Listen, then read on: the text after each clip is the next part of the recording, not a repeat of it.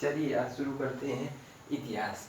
प्राचीन भारत के बारे में अगर देखेंगे तो सबसे पहले भारत का नाम क्या क्या था। भारत को हम लोग बहुत से नामों से जानते हैं।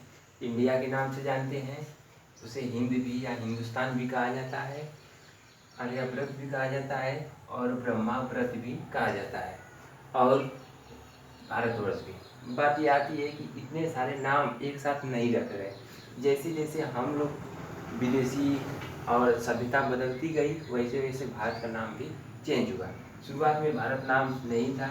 सबसे पहले भारत को जो लोग कहते थे, सबसे पहले वो लोग आर्यव्रत कहते थे, क्योंकि भारत में जब आर्य प्रवेश किए, जब आर्य आए तो उस देश का नाम आर्यव्रत कहलाया।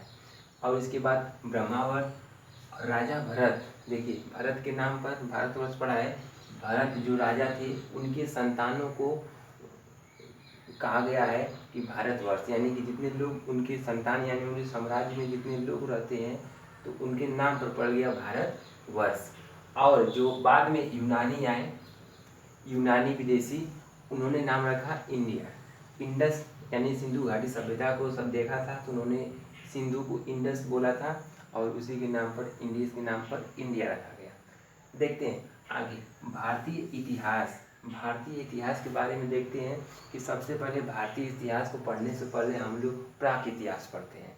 प्राक इतिहास वह इतिहास होता है जो कि सबसे पहले, जिसमें कोई लिखित साक्ष्य नहीं मिलता है, जिसमें केवल प्रमाण मिलता है पुरातात्विक स्रोतों के द्वारा, तो उसे बोलते हैं प्राक इतिहास। प्रागैतिक उसी का नाम है, या तो प्राक इतिहास बोला जाए या प्रागैतिक इतिहास बोला जाए। देखिए इनको समझने के लिए, लंबे वर्षों तक चला था यह, तो इनको समझने के लिए हम लोग इतिहास को 3 भागों में बांट चुके हैं। कौन सा? पहला बात करेंगे तो पूरा पाषाण काल। पूरा पाषाण काल का मतलब होता है, पूरा का मतलब पुराने, पाषाण का मतलब होता है पत्थर, काल का मतलब होता है समय।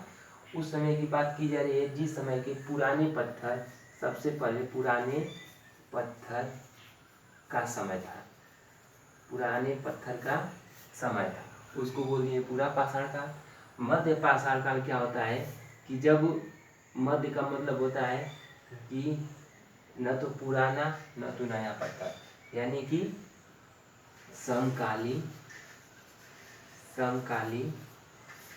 पत्थर।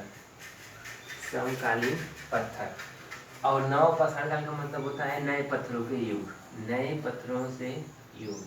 पत्थरों को बोल रहे हैं कि उस समय के लोगों की जानकारी नहीं हुआ करती थी और वह लोग पत्थरों के सामानों के औजार बनाया करते थे, तो इसलिए हम लोग इनका नाम पाषाण काल रखे हैं, क्योंकि उनके पुराने औजार हुआ करते थे। जैसे जैसे औजार उनका आधुनिक होता गया वैसे वैसे उन लोग का नाम हम लोग चेंज करते गए। तो देखिए इतिहास को समझने के लिए सबसे पहले हम लोग समझते हैं कि पूरा पाषाण काल पढ़ेंगे, फिर मध्य पाषाण काल पढ़ेंगे, फिर नव पाषाण काल पढ़ेंगे।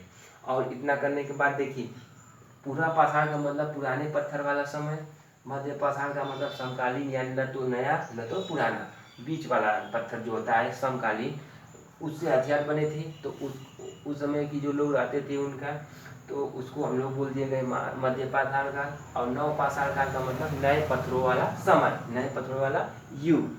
आगे चलिए देखते हैं हम लोग। देखिए पूरा पाषाण काल को हम लोग कह सकते हैं कि उस समय के जो लोग हुआ करते थे वो लोग शिकार और खाद्य संग्रह पर निर्भर करते थे। वो लोग जो थे खाद्य संग्रह और शिकार पर निर्भर करते थे। बात करें कि वो लोग घूम घूम कर भोजन इकट्ठा करते थे और जानवरों का शिकार किया करते थे। जो भी हथियार का प्रयोग करते थे, उनका जो हथियार हुआ करता था वो बिना कवर या बिना पॉलिश किया हुआ होता था। बात कर रहे हैं कि उनका जो निवास स्थान था, पूरा पाषाण काल के लोगों का जो निवास स्थान था वह या तो गुफा में रहते थे या तो चट्टानों के नीचे, यानी चट्टानों के बगल में या चट्टानों में अपना निवास स्थान बनाकर रहते थे।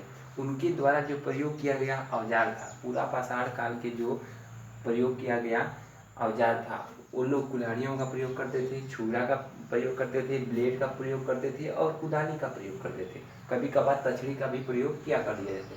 देखिए यह सब कुल्हाड़ी, छुरा, ब्लेड और कुदाल जो भी बना हुआ था यह क्वार्टजाइट नामक कठोर चट्टान से बना हुआ था।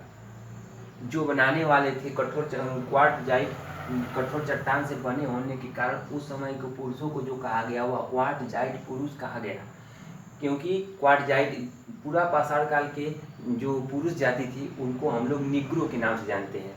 किसको नाम से जानते हैं? निग्रो के नाम से जानते हैं। देखिए पूरा पाषाण काल लंबा समय तक चला, उसको समझने के लिए उनको भी 3 भागों में बांट दिया गया। प्रारंभिक पूरा पाषाण काल, मध्य पूरा पाषाण काल और उच्च मध्य पूरा पाषाण काल। देखिए जो पूरा पाषाण काल का जो सबसे प्रारंभिक पूरा पाषाण काल था उस समय आज की पाकिस्तान की बात कर रहे हैं, सोन नदी है और सोन नदी के किनारे की घाटियों में पाए जाने वाले मनुष्य थे। दूसरा बात करेंगे कि बेलन घाटी, जो बेलन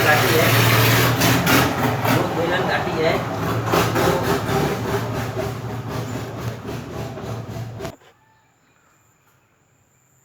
देखिए सोहन नदी पाकिस्तान में है। बेलन घाटी जो है मिर्जापुर आपका जो है उत्तर प्रदेश उसमें भारत में ही है। और मध्य पाषाण का सोन नदी, नर्मदा नदी जो बंधा यानी कर्नाटक और मध्य प्रदेश जो है उस समय वहाँ की घाटियों में लोग रहते थे। और वहाँ का जो यूज करने वाला जो उनका उपयोग किया गया जो हथियार था वो कुदाल, ब्लेड और उन लोगों को चिन्हित किया गया है। उच्च पाषाण काल आंध्र प्रदेश, कर्नाटक, भोपाल, छोटा नागपुर, महाराष्ट्र यह जो थे उनके द्वारा तछड़ी का ज़्यादा प्रयोग करते थे। तछड़ी आपको लिखवाए हैं, तछड़ी जो औजार था इन लोग को ज़्यादा उच्च पाषाण काल में प्रयोग किया गया है। जो आपका छुरा, ब्लेड, कुदाली इनको मध्य पाषाण यानी कि मध्य पूरा पाषाण काल में यूज किया गया था। अब प्रारंभिक में ये लोग केवल शिकार और खाद्य संग्रह पर पूरा निर्भर हुआ करते थे। नेक्स्ट देखिए अगला देखिए मध्य पाषाण काल का जो समय था 8000 ईस्वी पूर्व से 6000 ईस्वी पूर्व तक था। इस समय के जो लोग थे अब थोड़ा सा विकसित हो चुके थे और जो मध्य पाषाण काल के समय लोग थे वो लोग जो भी हथियार का यूज करते थे औजार को यानी कि जानवरों को पकड़ने में, मारने में, शिकार करने में, इनका शिकार करना भी एक कह सकते हैं कि इनका मेन जीविका का निर्भरता थी। देखिए उस मध्य पाषाण काल में लोग पशुपालन करना सीख गए, खाना जुटाते थे लोग यानी कि खाद्य संग्रह करते थे। इस समय के लोग आते आते मछली पकड़ना भी जानकारी प्राप्त कर ली। इस समय की जितने भी हथियार औजार बनने लगे, पहले कुदाल, ब्लेड, तछड़ी ये सब बनती थी आपके पूरा पाषाण काल में। इस समय जो मध्य पाषाण काल में बन रही है अब इन लोग को पालिश किया हुआ यानी कि नुकीली धार वाली औजार बन रही है और इसी के द्वारा ये लोग क्या करते थे, बड़े बड़े जानवरों का शिकार करते थे। यह थी मध्य पाषाण काल के मनुष्यों की जैसे जैसे इन लोग का विकास हुआ वैसे वैसे इन लोग अपनी अपनी थोड़ा पशुपालन, खाद्य में और इसके बाद औजारों में आधुनिकता लाई। इसके बाद देखते हैं कि नव पाषाण काल, इसके बाद देखते हैं नव पाषाण काल।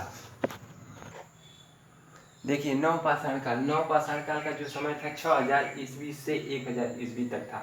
इस समय के लोग थोड़ा सा आधुनिक हो चुके थे और इस समय आते आते इन लोगों ने फल, मकई और रागी यह सब उत्पादन का मतलब ज़्यादा ध्यान देने लगी इन सब की ओर। मकई भी उत्पादन करने लगे और रागी को भी पैदा करने लगे। इन सभी अनाजों को पैदा करने का कारण क्या था, उन लोगों के पास घोड़े थे और घोड़े के खाने के लिए ये लोग अपना अनाज का उत्पादन करते थे। नेक्स्ट देखेंगे कि इस समय के लोग पशुपालन में ज़्यादा ध्यान दिए, भेड़ों को और बकरियों को भी पालने का शुरुआत किया। कीचड़ से बने और ईख के बने परिपत्र का भी यूज करने लगे।